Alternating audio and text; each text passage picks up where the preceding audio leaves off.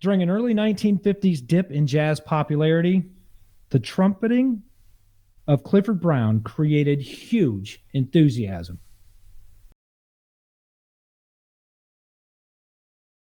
Yeah. So let's just start off. Drew, how was your week in music? It was all over the place. As we come into Christmas time, I hope everybody had a very safe and happy Merry Christmas. I've listened to Christmas music. We've had to do some play-by-ear Christmas music at Sunday night. So it's been Christmas. It's been this week's album. It's been Clifford Brown. And just like I did last year at this time with Clifford Brown, I just gorged. Mm-hmm. I love Clifford Brown. I had to even get the book out again and look through some of the notes on that. So it's been a good week. We're prepped and ready, and it'll be an exciting Christmas time for us as we are, day and a half away. Yep. So what about you guys? How's your week in music been? Go ahead, Dad. Yes, I'll tell you. I've had a really up and down week, in and out kind of week with music. Mom found on Roku channel the iHeartRadio, and interestingly enough, she found Christmas jazz music. And I didn't spend a lot of time listening to it, but Mom had it on, and when I would sit down, there was Christmas jazz music from a variety of artists, and it was doggone good. Of course, my man Gregory Porter, I've listened to some of his stuff for Christmas, and I don't exactly get tears in my eyes, but it's real close to it when I get to hear my man Gregory sing. What else? My weekend music, yeah, that pretty much. However, where did I see when I was reading about Clifford Brown and about Moonshine Dance? Did you guys get a chance to listen to that? So that was something I listened to this week, and Mom listened to it as well, and she almost started grooving, baby. Yeah. She said, that's really cool. That's cool. Yeah, that is really cool. That kind of wraps it up for me. Yeah. Well, like you guys, I had a hard time picking what I was going to listen to this week because we got an awesome artist that we're covering tonight. We got an awesome artist that we're covering on our personal journey. And I got to tell you guys, we're getting close to the end of our personal journey. So Drew and I know what's coming up. We don't look ahead, but yeah, we're much farther ahead in our personal journey. And that album just blows me away. And then of course you add the Christmas jazz in there as well. And I had a hard time picking music this week just to stay focused. I did a lot of Clifford yesterday and today. I did a lot of personal journey stuff earlier in the week and a lot of Christmas music all in between. Gregory Porter, that Christmas album I could listen to on repeat probably in July. I'll put it back on just to hear it again. I love that album so much. So if you haven't checked out our Christmas episode, go back. It's just a short 15-minute episode on picking Christmas jazz and our countdown on Christmas music. But man, it's been an awesome week in music for me. It really has been an awesome week. Yeah, man, what a great week everybody's had in music so far. Seems like we're all over the place, and our personal journey is coming to an end soon. I'm excited for that so that we can focus on this week's artist for the recordings. But it also means there's going to be a hole because, we spent a lot of time talking, a lot of time going through music, and our journey has led us to many great artists like Clifford Brown. Mm-hmm. So I think that I'd hit pause a moment ago. Let's roll some audio so that we can really get a feel for this week's album. This week, I'm going to put it on screen here. This week, we're talking about Clifford Brown and Max Roach. Max is the drummer. I'm sorry. I don't know what's happening. Max is the drummer. Clifford Brown is a trumpet player. George Morrow on bass. Harold Land on tenor sax. And Richie Powell on piano. Again, MRC recorded, pardon me, I'm getting all choked up just talking about it. Recorded in 56. So let me go back to our view here and let's play. Do you have your track ready? Actually, I got Dad's track first. I think it's a great track to to start the episode with. Okay. It's a song number 7. What Am I Here For? And Dad, you said you wanted to start right around 2:15. Yeah. I'm actually going to start around 2:10 because I think we'll get a great understanding about how the album's going to sound. Ready? Here we go. Right at 2:10.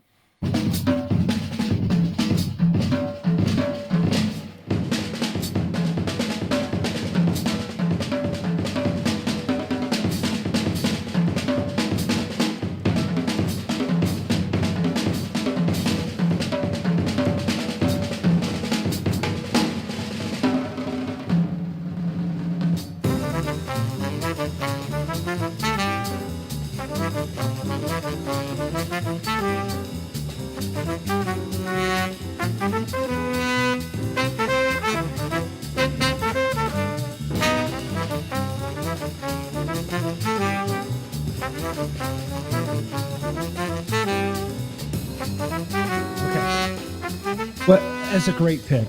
That's a fabulous pick. Yeah, that is really a great one. You know, before we started our journey, I probably couldn't have told you that Max Roach was a drummer.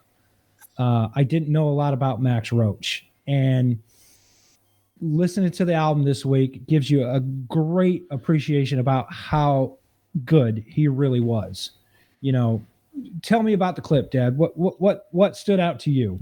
Well, obviously the drum piece and it sounded like he has such good rhythm and style, and the way he well, it's not improvising, but the way he brings out the flair of the drum, and then you bring in the other instrumentation, and for me it just kind of blew me away. And I've said this before, but it kind of pulled me into the music, and I want to hear more just like that. Now, I will say, I know this is a little bit aside, but when my granddaughter Delaney was like 12, maybe 13 years old, she was at the house and she pulled out every pot and pan we had and used wooden spoons.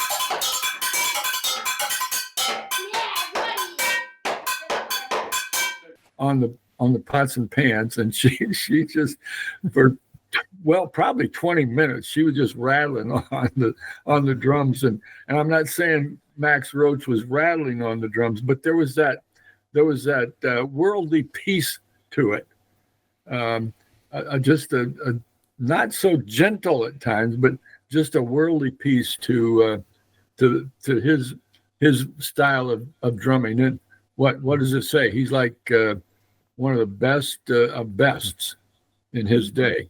So, well, I mean, you got Art Blakey. He was a band leader and a drummer. You got Buddy Rich, who was a band leader and a drummer, mm-hmm. and you got Max Roach, who mm-hmm. was a band leader and a drummer. And so, man, how do you? If that's a Michael Jordan, Larry Bird kind of thing, who's better? Mm-hmm. You know, they're all great. Let's just put it that way. They're all great. Yeah. The thing I like what you said, because when I hear Lady D drum and she's up on the stage and she's playing with Gunslinger, I don't get nervous that she's going to miss a beat, just because I know that she's not going to miss a beat. Mm-hmm. There are some performances where you're watching and you're like, oh man, I hope the drummer gets that, or I hope they keep the time right, or I hope that never happens to me when I watch Lady D drum. And I feel the same way with Max Roach. You could probably throw a literal monkey wrench at him while he's playing, and it's not going to throw a monkey wrench in his plan. Mm-hmm. He's going to lay it down. Mm-hmm. He'll probably use it when it hits the drum to make a new beat. He just rolls with it, baby. Rolls with it. Did you guys see anything about how much he practiced? I didn't see anything about what his practice routine was. I kind of wonder. He must have spent hours and hours and hours just practicing these techniques that he has. That doesn't come easy, and I'm learning from Lady D. There's there's so many different flares and rips and stuff. Patterns. Yes, Yeah. that's impressive. If his drums were different tones, he would create melodies on them, is what somebody had said in Penguin Guide. Is just like as if it was an instrument with multiple notes. He would create melodies like that, and that's how he thought about his drum set. I can create a melody, and that melody is important. It's a solo for an instrument, multiple valves or buttons to push on a saxophone, and he would use his drum set as a sound machine, as a keyboard almost. Yeah, it's beautiful how he puts those patterns together. Yeah. Okay, so if you don't mind, I want to play my clip. You hadn't even told me what clip you want to hear yet. So let me play my clip, and we'll talk a little bit about my clip, and then maybe we can run the slideshow, and then you. I'm curious on what clip you want to hear. All right, mine is song number 4 from Joy. It's called Joy Spring. This one features Clifford Brown a little bit more than it does Max Roach. But I'm going to start right at 2 minutes and play to 2 minutes and 45 seconds. I love this song, Joy Spring. I want to tell you something. 1:40 is where I thought to start, right after the saxophone solo. I have Joy Spring, 1:40 on my sheet. Okay. So I know what song I'm left with because it's it's awesome. Okay. Here's the deal. I'm going to pull a dad this week. I want to hear 3 clips. No. I mean, it's only 11 songs on the album. No. You could listen to any one of them. Yeah. So, okay. Yeah. All right. 2 minutes, Joy Spring, song Joy 4. Spring. Yep.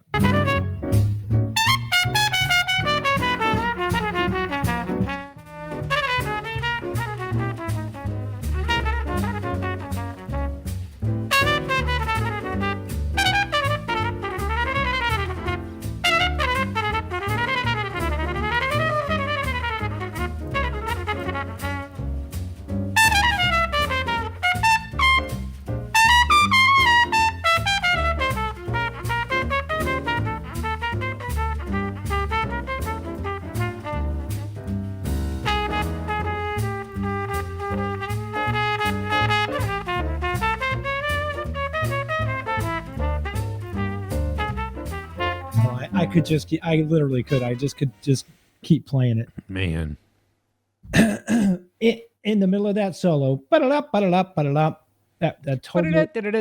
totally reminds me of something Clark Terry would do. Yeah. Clark, I hear that in Clark Terry a lot. Just that kind of that little run, and it's probably not a tough run for Clifford. Probably not a tough run for but it's interesting. It's interesting to listen to, instead of just wailing notes or wailing high or playing a ton of notes. It's just a simple run that draws you in and says, I still got more to say, but here, just check this out real quick. So, yeah. All right. That's my clip.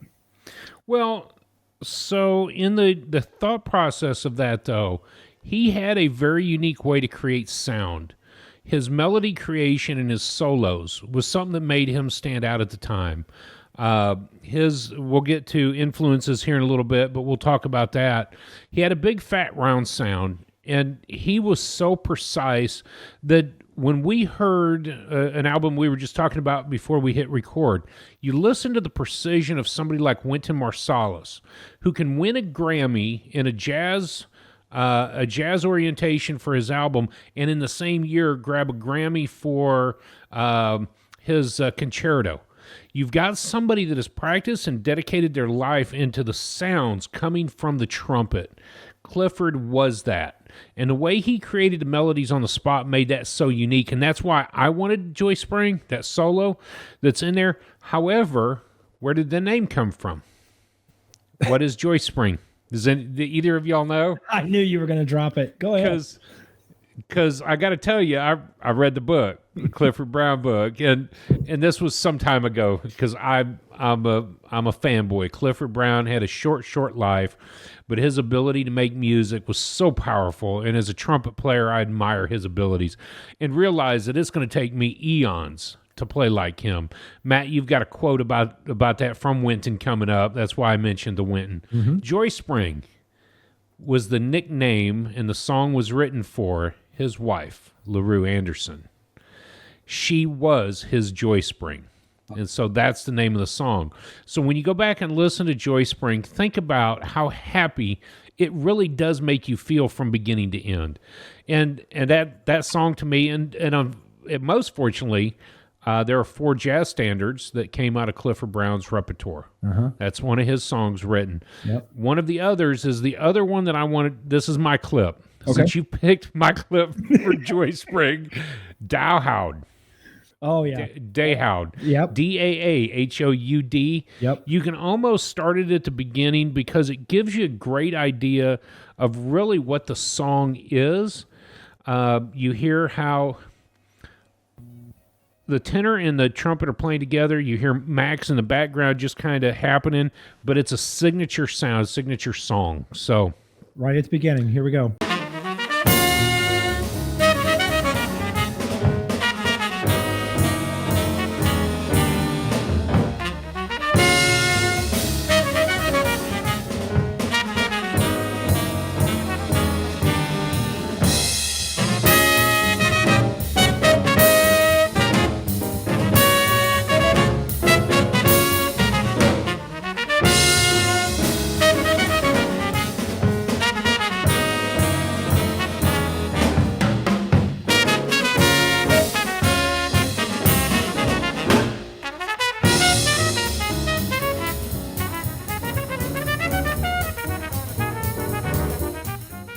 I could play the whole song. I mean, we could just sit here and just jam to the whole song. oh yeah.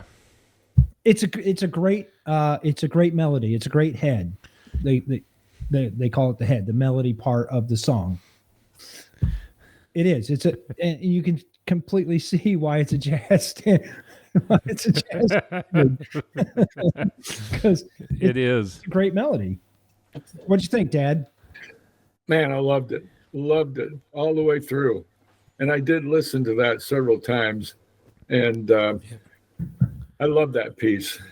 And you can hear Max Roach in the background, keeping the beat, keeping the rhythm. And so it's a corporate kind of piece, really. Everybody's involved. Sounds good. Yeah. I like that corporate kind of piece. Everybody was involved in that right off the bat. I think you guys are looking at the slideshow before we go through it, because isn't there a quote in there? There's a Wynton quote. I knew that. Okay. One of the things that I found online, I want to jump right in before you get started on the slideshow, because I know where the slideshow goes with both Max and with Clifford. One of the things that you can't find a lot about on the Wikipedia or even websites that talk about Clifford is his time with Lionel Hampton. And that goes back to the late 40s. And so you don't ever get a whole lot of that information, but he was in that big band in those days. And so coming with that into the retrospect, where did he get that big sound from? Why does he love that big sound? Why did he write compositions that sound so large for a quintet? And I think some of that was his early years with Lionel Hampton. So let's do the slideshow. Let's get that ball rolling. Okay. All right. Well, I was doing some other reading this week, and one of the websites that I ran across, I'm just going to read the paragraph about the album. Here, I'm just going to read it real quick. Yep. If you want a proper entry-level jazz album for the ignorant yet open-minded listener, one needs to look at 2 types of records: those that exhibit top-tier ensemble playing, the core of jazz vitality, and those that set a gold standard without necessarily being revolutionary. Enter Clifford Brown and Max Roach, a collaborative effort between one of the hottest trumpet players on the scene and one of the genre's very best drummers. It's not it's the gold standard. It's the gold standard for 54. Yep. And That's good. And this is something to note. We haven't brought it up yet, and I want to clarify something. We're into the 50s. This is, of course, 56. It's the middle of the hard bop. I keep saying 56, and now I got to look back down. It's 1954 when it was recorded. So in the middle of the bebop and hard bop era. And so is it revolutionary? Probably not like some of the albums we hit. Did it set a precedence for gold standard in music and hard bop? Oh, yes, it did. So it is a bebop. I think that's what most everybody lists it as. I think it's probably closer to a hard bop sound, and finite in the details. Yeah, it's bop. It's bebop at its best. It's bop. You know, the first slide of the slideshow is always whatever you do it to jazz. We do it. We say it every week. We do it every week. So I'm not going to stop saying it. We're not going to stop showing it. But nope. But we do it every week. I love some of the comments that we got last week on our episode. We'll talk about those in a minute. But being this far into the journey, we're still not connoisseurs of jazz, but we're making our way. Oh yeah, we're making our way. We still don't know what we don't know, but man, we're listening to a lot of great music. Slide number 2 on the slideshow. Again, that's just the album cover, album art. I personally, I love the album art.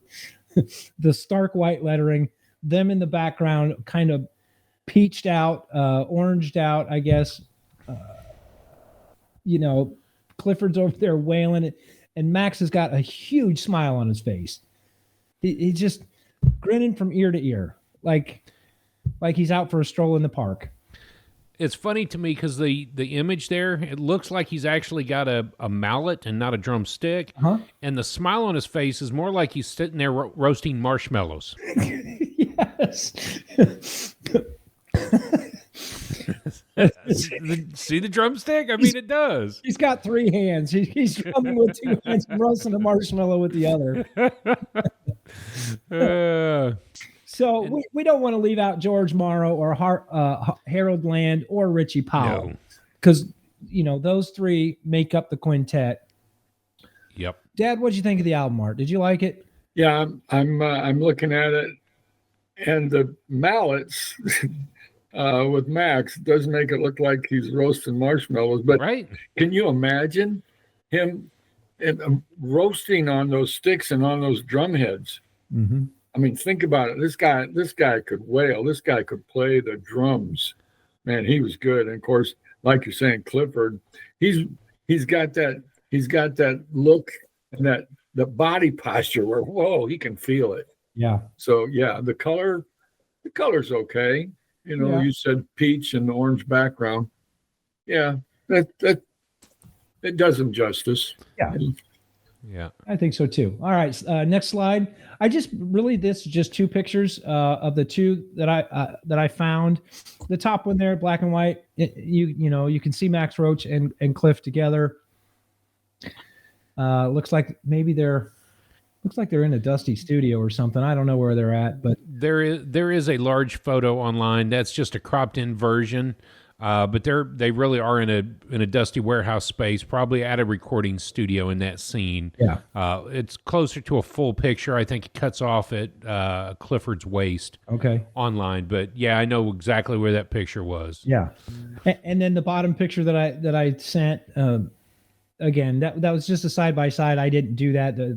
I downloaded it like that, but they're just 2 cool cats. I mean, Max is sitting there with his elbow on the drum, sunglasses on. He's got the thinking pose, like he's deep in thought about something, probably what rhythm he's going to lay down. And then Clifford just got that posture. He's just wailing. He looks, I can't get over it. If you can't tell by now how we're going to rate this album. Yeah. Yeah. All right, let's move on to the next slide. Jazz lingo for the day. Unless you had anything to say about the art that I picked. Nope. No? All right, cool. Jazz lingo for the day. The term that I chose this week is groove, and that's a rhythmic feeling of the music. Could be used as a noun or a verb. The action, he was really in the groove, or the noun, stay in the groove. So I like the term. I just, these 2 together, Clifford Brown and Max Roach, they find a groove. They stay in it the whole album. That's what I like. Some albums that get put together, you got a really great song followed by a not so great song, followed by a spectacular song, followed by a Titanic song that tanks everything. This whole album to me felt like a cohesive unit, and the whole album stayed in groove for me. So it's important to talk about that. We haven't mentioned that in many months, but we go about a whole album from beginning to end, and so it's a complete collection. We don't listen in today's world to an entire album anymore. If Tay-Tay's got something out, or whoever has a new album that drops, it comes out on a streaming platform where you might get one song at a time, and then it moves to a different artist. So we pick and choose, and of course the radio has helped. Even XM radio or Sirius radio, it picks and chooses. If you like this song, then you're going to like this. Spotify says, here's your suggestion next. Dad, your experience in YouTube doesn't play the whole album. YouTube Music will. Apple Music does. But we are committed, just like the old purist and the vinylist, to sit down and listen to this entire album from beginning to end. And so cohesion is important when we sit and listen to some of these things. I don't think we see that today. No, I don't either. And the industry has a lot to do with that. The way that we listen to music has a lot to do with that. I wonder how many of our listeners, our viewers, have listened to 78s, 33s, 33 and a halves. Because just since you mentioned that, I can recall playing 78 recordings, the discs, and listening to the whole thing all the way through. Mm-hmm. Now, I will say one of those artists that the name just came to me is Montevanti, mm-hmm. and his orchestra. Wow. That's not to be confused with the Mahavishnu Orchestra. He's talking about the Montevanti Orchestra. Thank you for clarifying that. That's funny. It may or may not be coming up. I don't know. You're funny. It may or may not be coming up. I don't know. Mahavishnu. Mahavishnu. And I remember as a kid, the record player that was in the dining room, we would have to put in the little block to make it play a 78. And there were 78s at the record player. I thought the 78 was the big one. I thought the 78's the big one. 45. Oh, okay. 35s. 45 yeah. is the smaller. Yes. Okay. One song on each side. Yes. But you think about, listening to music back then, yes, you went out, you purchased the record. You want to hear what the artist did for the whole record. So you'd play side A, you'd walk to the record player, you'd turn it over, and you'd listen to side B. Mm-hmm.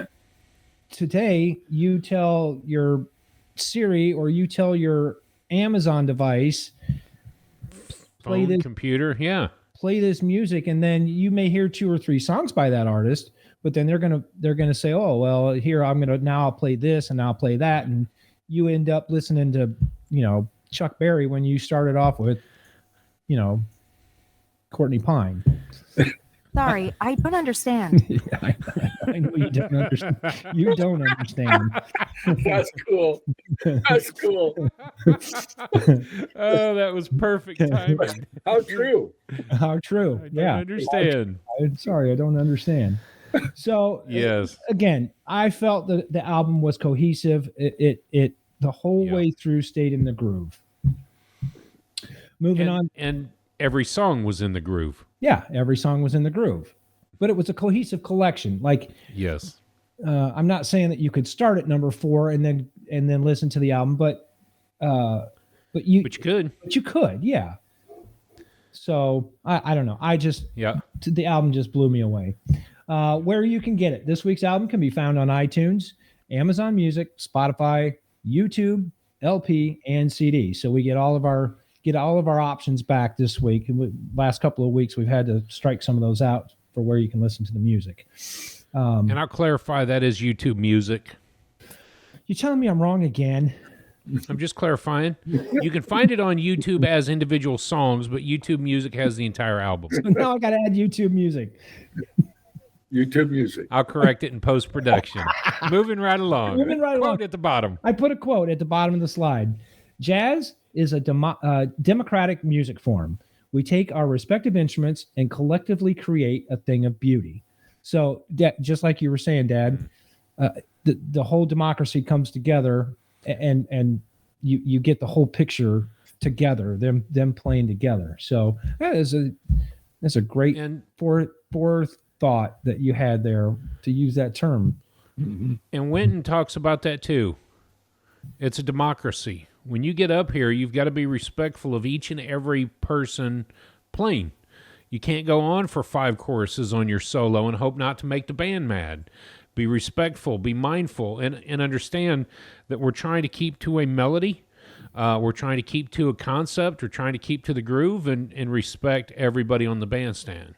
And it is he says that, and I quote that a lot because it's for ourselves. It's for the listeners. We got to learn democracy. So, yeah. So I went to another website, in fact, just this afternoon, and I have this quote. It says, "Where words fail, music speaks." And I don't know if you recognize the name Hans Christian Andersen. Uh-huh. He's quoted from an article that a student from CU in New York, City University of New York, and this woman, I think a woman, Zola Phillips, wrote an article called "Social Effects of Jazz." I'm going to put that in the description below. Yeah. So send that over to me in an email. Yeah. We'll put it in when we produce it. Yeah. I was laughing because how LaRue Anderson and Clifford Brown met. She was writing a doctoral page or thesis about how inferior jazz is to classical music. And Max Roach said, "Then you ought to meet my friend Clifford Brown." Mm-hmm.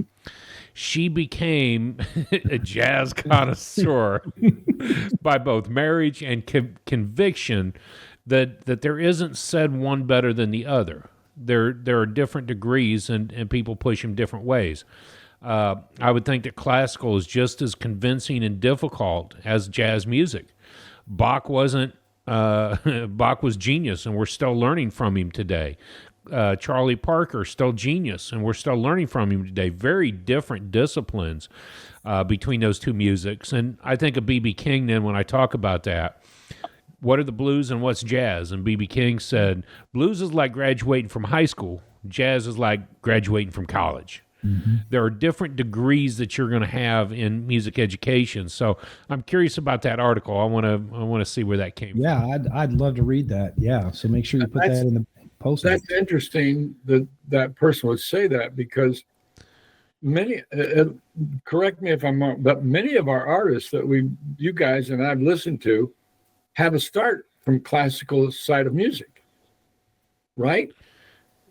And so they're Miles in his short time at Juilliard, typically known on that very classical side. Yeah, but then you've got artists like Brecker, who I don't ever think played classical. No. You know, Brad Meldell could do both now. He can do both. He could actually start a song in classical and end it in jazz. If you Well, want. that brings up now the current album that is on everybody's lips, Bach to the Blues, John Batiste. Oh yeah, Yeah. He's blown up all over TikTok. I mean, I see at least 3 or 4 or 5, 6 TikToks of his while I'm watching in the morning. So yeah, John Batiste. I laugh about it because I think about football players and ballet. You got to be flexible. So make some of those football players do ballet. And there was a conversation 100 years ago that it was common to have big rugged dudes doing ballet. Yeah. You got to be gentle as well. You got to be flexible. And so, you got to flex those muscles, and music is music. Yeah.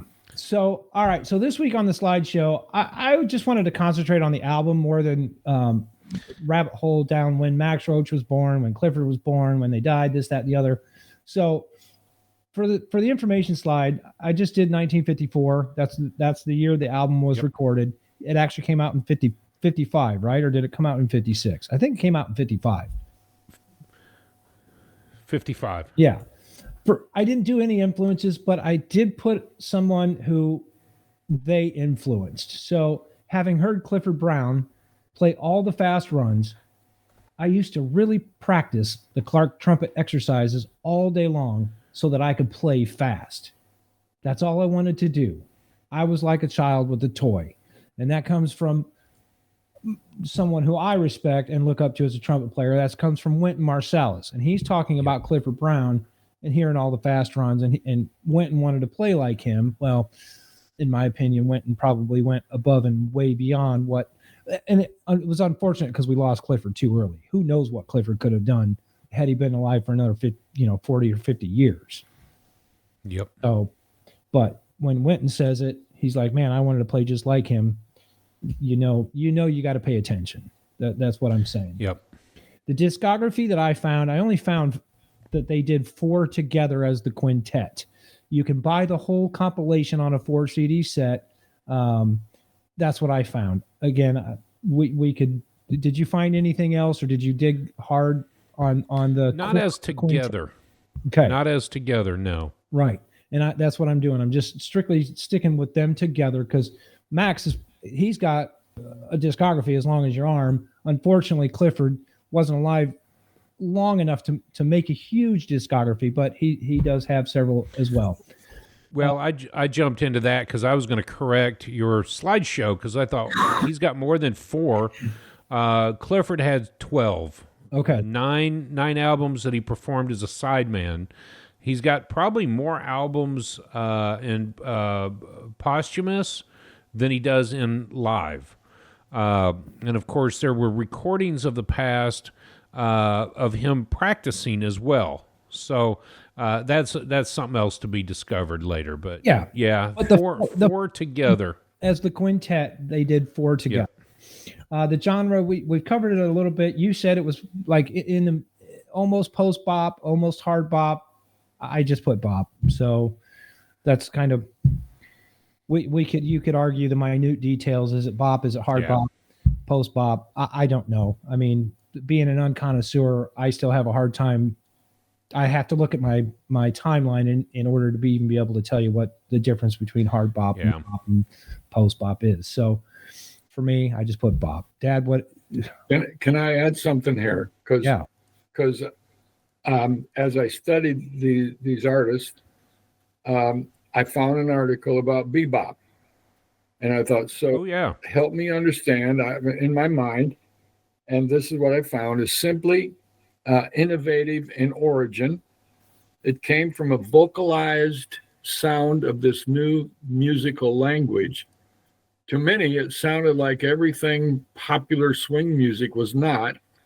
Bebop featured willfully dissonant harmonies, breakneck tempos, and frantic rhythms that made dancing difficult. Okay? And then Thelonious, Mr. Monk, claims that the original title Bip Bop for his composition 52nd Street Theme was the origin of the name bebop. Now, some researchers speculate that it was a term used by Charlie Christian because it sounded like something he hummed along while he was playing. So that's helps me understand bebop a little better. Mm-hmm. More fully. Absolutely. Yeah. Absolutely. Yeah. The known for. We're ready? Yeah. The known for. Yeah. I just pulled a few facts off the wiki page just to talk about. Again, we could talk for way longer than the episode, but this was the definitive bop group. You talked about 54, 55, 56. You wanted to hear bop. You were going to go see this quintet. So they were the definitive bop group. Many albums by the group. Well, many is a loose term. They only did 4. Both Max and Clifford Brown picked the musicians for the quintet. They had 3 other musicians picked out before they landed on Harold Land, Richie Powell, and George Morrow. So once they found the right groove, the right guys to group with, man, the sky would have been the limit. Richie Powell, and I just pulled this out too. Richie Powell is the brother of Bud Powell, the jazz luminary. So we have not covered Bud Powell yet.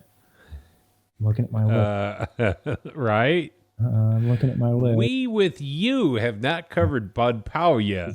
Clap, clap. Yeah, Just that's saying. right. Yeah, clap, clap. But yeah. Richie Powell is the brother. Critically, this album was well received. 5 out of 5 from AllMusic and 4 out of 4 from Penguin Guide. Now, I pulled up my Penguin Guide this week. I didn't find this actual album in Penguin Guide to Jazz. They do talk about Max, they do talk about Clifford, but I couldn't find the quintet in there. Did you? Not in Penguin Guide, no. Okay. What I'm learning about the Penguin Guide to Jazz is there are actually like encyclopedias. Mm-hmm. Yep. So the one that I'm looking at may not include that actual conversation, but if you figure the one we're looking at is 1,000 pages of data, how many more encyclopedias are there? True. And there is a lot of information out there. Yeah. The website that I read that quote from, this was the Sputnik Music website, is where I got that Love quote. it. So I just added that to the slideshow. Yeah. 6 Degrees this week is real easy. Max Roach played with Miles in what was it, 53. Yep. 53. Hang on, let me pull that up because I've got this awesome timeline. It was actually 49. 49 is when Max and Miles started their collaboration in Birth of the Cool. Yep. Birth of the Cool. Window. Coming up in, I don't know, maybe just a couple of weeks, maybe. I don't know. Maybe. But yeah, Max and Miles together in Birth of the Cool. So Now, I want to talk about 6 Degrees with Clifford Brown, because to me, this whole episode is about Clifford Brown. It's Clifford, baby. And probably the same reason why I love so many others. He was a clean artist. He was one of the few that led the way, led the light. He was the light for a lot of musicians, and he helped a couple of them get clean. Clifford lived a short 26 years in life. He made a few short albums. But in his 6 Degrees, I don't know that they recorded together. I've never found one. But he and Miles were hanging out at Prestige Records when Miles was recording Volume 2 of Jams. Clifford's performed with anybody and everybody in jam sessions, and in the late 40s, many of those jam sessions included Miles Davis. So he would have been on stage with him. I've never found a recording of it. Now, hanging out with Miles Davis in Prestige, while Miles was recording, Clifford was not there to record, and I don't think that he was with Prestige at the time. And there was a picture that somebody said is online of Miles trying to play Clifford's trumpet, or a picture of Miles with Clifford's trumpet, and Clifford was laughing. Now, here's what I wanted to get to. Miles was walking out of a recording session on February 21st. I didn't get the year because I got too excited about it. Miles got up to leave after hearing the recording session that Clifford was in. This was at Birdland. Miles got up and started to leave. As he started to go out the door, he yelled back at Clifford, "I hope you break your chops." And then Curly Russell said, "Man, he ain't kidding. He means that." So Miles was listening to Clifford just wail on it. And he said, "I hope you break your chops." So I'm going to count that as they were hanging out. Sure. And of course, then I want to put a picture up here in just a few seconds. This is in Lionel Hampton's band, where you'll see Quincy Jones sitting in the trumpet section, 2 seats down from Clifford. So a lot of deep connections on this 6 Degrees. In the few short years that Clifford recorded, he had touched a lot of people's musical abilities. Yeah. So, yes. Dad, you got anything to add? 6 Degrees? No. No? All right. Not there. Cool. Let's move on to Today in Jazz History. This episode will come out on January 1st. So happy New Year's, everyone. But the one that I found this week for January 1st, vibraphonist Milt Jackson was born in 1923 in Detroit, Michigan. Now, we covered Gary Burton we didn't rabbit hole to Milt that week, but man, Milt has come up time and time and time again on our journey. I'm telling you what. Besides Gary Burton, I'd listen to Milt almost every day if I could. It's like the difference. You're going to tune into Jimmy Smith or Larry Young. Which organist are you going to tune into? Tough calls, baby. Tough calls. That's a tough call. That is a tough call. At the bottom of the slide, this is a quote by Clifford. It's all a matter of phrasing and taste. And you know that you know as well as I do, he had the phrasing. He had the ability. But he had that flair for taste in his runs, in his note choices, in his solos, in his life. He had that. Yep. He was very tasteful. So that's why he could create a melody on the spot. Yeah. He had the taste. That's why I picked that quote. What day was he born, Dad? Hey, I'll tell you. He was born on a very important day. A lot of famous people were born on October 30th, including yours truly. I was born as an important person on October 30th, but there's other notables, some of which you might relate to, but like James Adams was born on October 30th. Some of you might remember the Fonz. Oh, Henry Winkler. Yes, the Fonz was born October 30. A man by the name of Harry Hamlin, actor, performer. Matt Morrison, also a celebrity.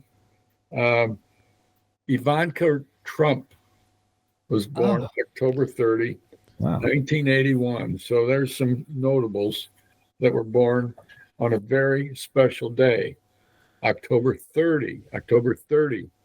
Harry Hamlin, is he the one that used to play on that show called Night Court? Was that Harry Hamlin? I didn't see that. Okay.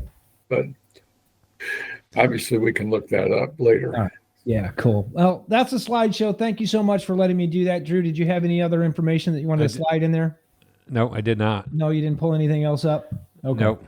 Yep. I just wanted to talk about Clifford Brown. I mean, I ain't even gonna lie. I know. I got like 1.5 pages of notes. I got quotes that he's got in his book. I got history. I wanted to talk about Clifford Brown, baby.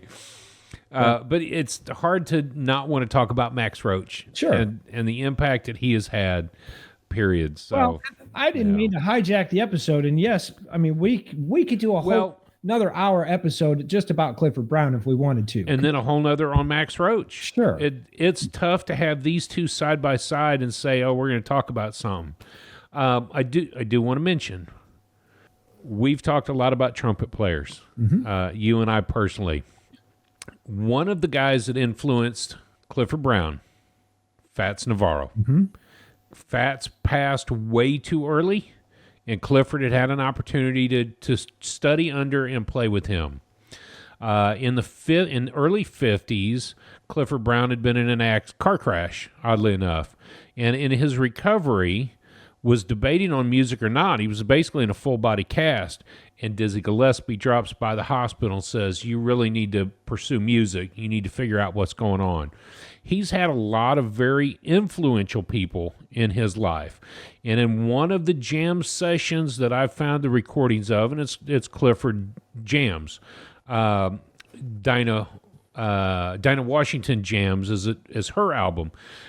But Clifford played with Maynard Ferguson and Clark Terry together on Dinah Washington Jams. Yep. As far as trumpet players, past, present, and future, everybody, including Lee Morgan and Freddie Hubbard, have all been influenced by Clifford Brown. So I wanted to make sure just to drop that, because as a learning trumpet player, it is important to me. Well, if you go back, you got Bix Beiderbecke, who influenced Fats, who influenced Dizzy, who influenced Clifford, and then Clifford, like you said, influenced Freddie Hubbard and Lee Morgan. Dizzy inspired many. I mean, there's countless players on the Dizzy side. And based on Wynton's quote, was inspired by Clifford. Correct. So I love that family tree of where you start and who influenced who and branch out until you get to And- Ibrahim Malouf and who influenced Oh. him. So Ooh. yeah, I'm just Yep. you build that And family tree. And I say that because I have been influenced by Clifford too. And when I had gotten off the flugelhorn and started to play the trumpet, the first thing I did is I bought the mouthpiece that he used. This is the Vincent Bach 10 3/4 CW. CW, And I love that mouthpiece. It's my jam, dog. Yeah. So Yep. I love Clifford for that reason. But Yeah, for sure. That's interesting because I saw some of the same stuff with the mouthpiece. Apparently, before he got to the CW, he used a Bach 17C1 and 17C2. Now, I am definitely an unconnoisseur. Explain to me, is it aperture or what is it? Explain. Yeah, it's depth. So how deep the mouthpiece goes, like yes. yeah. How deep the cup is. I'm pointing at the screen like they can see me. Yeah, it's a rabbit hole in and of itself, but Yeah, for how sure. deep the cup is. The W is actually for a wide, rounded feel, so it's not so sharp. I could grab you all the different mouthpieces and show you, but the shallower the piece goes, we might call it a cheater, so I can hit the higher notes better. Well, Maynard Ferguson, Wayne Bergeron all play on those, and yeah, it's not fair to call them cheaters, but No. think of blowing air through a dime, real flat. How pinpointed you could get the air to reach the extreme high notes that they do, whereas Clifford played on a much deeper mouthpiece that allowed kind of more airflow, a richer tone. He would struggle to get way up there, Maynard Ferguson and Wayne Bergeron status, but you can do it. I mean, it just takes a lot more practice and control. So, What mouthpiece did you play? I played the Bach 7C, and then I did buy one of those Maynard Ferguson mouthpieces. I couldn't do it, not on a daily basis. It was fun to put in every once in a while and see how high you could climb up into the stratosphere. But I could never maintain that for a whole concert. I couldn't play on that mouthpiece for a whole concert. It's hard to control when you're used to playing on the deeper, wider mouthpieces. You put that shallow mouthpiece up to your lips, and it's hard to control. It really, really is. And this is the weird part. I got 3 different mouthpieces out here, and they all look exactly the same. As far as the cup depths, as far as the length, they're all identical for the most part. What you can't see is how deep the cups are. The 7C reminds me of my flugelhorn mouthpiece, which is actually a very different piece altogether. The 3C is probably your better jazz piece. You're gonna run through things quicker. Embouchure has to be tighter, and then this particular one, the 10 3/4, really shallow cup. Yeah. Really quick playing, but it does take a little bit more. This took me a long time to get used to. So then you look through the holes. How much air can you fit through there at any given time? Okay. And the 7C is really, really a big hole, big depth on the back end. So you can get into a rabbit hole on just trying to understand mouthpieces. Thanks for clarifying that. So I found it interesting that you brought up the Clifford Brown and Clark Terry, because Max Roach, who passed away in 1983, he passed away at 83. He was 83 years old. Yeah. He passed away in 2007. But his final recording, Max Roach, his final recording was with Clark Terry as well on a record called Friendship. So I just jotted that note down this today. I want to pull that up and listen to Max Roach and Clark Terry. So Friendship is the name of the album. So these two were in the 1999 list. They were listed at number 34. So we're at 51. In 99, they were listed at 34. In the 06 list, they dropped down to 58. So there's kind of a wide spectrum of where they land in the Jazzwise Top 100 Yep. list. I'm glad they were number 51. I think we're experienced enough now to finally kind of grasp what's going on and have a little more understanding. You know, some of our comments last week about free jazz, and we could just have a whole episode on just responding to comments, but we're not free jazz fans, but this particular music, man, it just gets me every time. 55, 56, 57, 58, 59. I see those years in jazz album and my antennas go up and I'm like, I better pay attention what's going on, because this is defining era of jazz for me. Straight jazz. Yep. As we've heard it called. This was the decade of jazz music. And the bebop, the bop style, I dig it. Yeah. That's why I gave it the rating I did. Mm-hmm. Yep. So For me, yeah, go ahead. Yes. For me, there is no doubt that this album hit 10 out of 10. Ooh. I won't explain it. I don't need to. Nope. Go listen to the album. That's how I feel. And I love Clifford. I'd been digging into his stuff even before we got to his album, just because if you look up the 10 greatest trumpet players ever, jazz trumpet players, he's right along with Dizzy. Every list that I looked at this week, he was in the top 10. Yeah. Now, jazz. Mm-hmm. You got to bring in Wayne Bergeron and Arturo Sandoval, who have different flavors to them, but even them, they're going to be in that top 10. So Clifford is somebody that I really paid attention to early and realized that it would take me a lifetime to learn to play like him. Yeah. And every time I hear him play, I'm like, oh, I just give up. And just think, he was only 25 when he passed away, when he died in the car Right. crash. So what could he have done if he'd have made it to 70 at Clark Cherry? And you know, here's the funny part. Go dig into that. If y'all really want to understand Clifford Brown, there are more conversations about what would have happened if he continued than in any other jazz musician who had passed at an early age. Yeah, what would Coltrane have done? But the articles go rampant about where do you think Clifford would have been if? Yeah. And I think, to me, that's part of keeping that legacy alive, just like Roy Hargrove's legacy. Mm-hmm. I just want to keep that alive. Yeah, for sure. All right, Dad, we know Drew's score. I think you've been on enough episodes now where you can finalize a score, come up with a reasonable score. What would you score this week's album? I gave it a 9, a good solid 9. Okay. And like this is an album that I will go back to.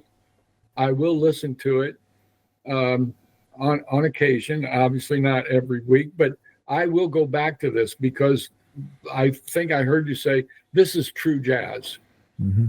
This to me is what jazz sounds, feels, and it's creative, and I can relate to it. So I gave it a good solid 9. Yeah. That's great. That's a great score. That's actually what I gave it to this week. I gave it a 9. And again, Drew and I did this quite a while ago. So my score today would change. It would go straight 10. I would go 10 if I could change the score. I didn't. But again, we had to jazz improvise this around, and Clifford Brown came right before Peter Broadsman. Yeah. So no, not Broadsman, right before Coleman Hawkins. Coleman Hawkins. So we were coming off Coleman Hawkins week, going into Clifford Brown week. Yeah, I don't know. I'm happy with my 9, and I'll go back to it. I'll go back to, and not that I don't like Clifford, but I'll go back to more Max Roach. Just his style a little bit more, and get to know his style a little bit more too. Because, like I said before at the beginning of the episode, it was Max Roach, Buddy Rich, and Art Art who's the other drummer? Art Blakey. Art Blakey, yeah. I was looking at another note, and the name popped up, and I was stuck rambling that. And you're like, and like, oh crap, what was he talking about? The other drummer. Yeah, Art Blakey. So okay. You got the magazine open. You want to introduce next week's artist? Oh, I will. Okay. I will. This week, we're going to be digging into, or actually next week, we're going to be digging into the album by Horace Silver. This is the album Blowing the Blues Away. It was released on Blue Note as LP and CD. It was recorded August 30th and September 13th of 1959. Going right back to that sweet spot, decade of the 50s for jazz. This album, I don't have the players in front of me right now, but this album is going to be, you got it? Horace Silver on piano, Blue Mitchell on trumpet, Junior Cook on tenor sax, Eugene Taylor on bass, Louis Hayes on drums. So I know two of those names, Horace and Blue Mitchell. Yep. So I'm interested. This is the super cool part. Names that we haven't seen. Yeah. And we're now at 50. Right. And by the way, Matt, I just want to shout out. That's almost a year's worth of you and I talking jazz for YouTube and for the podcast. Dad's joined us now for a bunch, a handful of these, last dozen or more. Phil's joined us on some. This is a milestone finishing at Clifford Brown for sure at 51, but we're halfway through the magazine. And that is Jazzwise Magazine, the top 100 albums that shook the world, which was a decision we made just to have fun and listen to something that broke the chains of what we were normally listening to. So, yeah, congratulations to you and to me. You as well. Yeah, absolutely. That 50 weeks we've committed to this and stayed true to that, and we'll be wrapping up that personal journey soon and dedicating more time into some real bangers as they come up. So we got some bangers coming up. even next week through 40, 50. Oh man, 50 through 40, we got. Yeet. Yeah, we got. Well, some of the names that have come up. One of those names that comes up is a trumpet player pops in. Oh, you know what? I mentioned an organ player earlier that we didn't cover yet. So, spoilers ahead, right? Oops. So, Blowing the Blues Away, Horace Silver. That's what we'll be dialoguing about next week. So, tune it in. Check it out. It is available. I know, Matt, you got it on iTunes. I've picked it up on YouTube Music. We'll work with Dad on making sure that he's got a good way to listen to all his streaming services through his daily earbuds. Yeah. Makes me wish I had a pair. So I'm a little jealous because he has to keep his in. I know, right? I get dirty looks when I have mine in at work. What'd you say? Wait, what'd you say? Have to keep yours in. Thank you guys for all the comments. We really appreciate comments coming in. Love to dialogue with you guys even more. Please, if you see something we said wrong or you just want to dialogue about an artist, please feel free to comment on the video. We absolutely love those. We're not going to take anything personal. So if you just tell us that we look like jerks, we don't care. We know we do. And we're unconnoisseurs. And to the most recent comment that I read and then sent a screenshot to you guys, it is a real privilege, Dad, to have you sitting on here dialoguing with us about jazz music. It is a deep honor, and we're glad that you've joined us on this and that you're part of this conversation. Yeah, that you're taking an interest in what we're interested in the first place. So, and you're becoming interested in it as well. It kind of warms my heart because we've always said from the beginning, if we could reach just one person, our job's done. And, from the hit count, from the click count, from the subscribers, I know we're reaching more than one, but we're reaching you, which is another good thing. So, Well, I appreciate the opportunity, and I will congratulate you guys on the milestone that you've reached. So keep up the good work. Yeah, absolutely. Thank you. I'll be with you as much as I can. And if at any point you say, here's some music I don't want you to listen to, or you know what? We've done that. We've done that once. And there may be an artist coming up in the next 10 that we invite you not to. No. He's going to have to listen to Son. I don't know. I don't know. Thanks, y'all. Thanks very much. Yes. Cheers, everybody. Merry Christmas. Happy New Year. Happy New Year.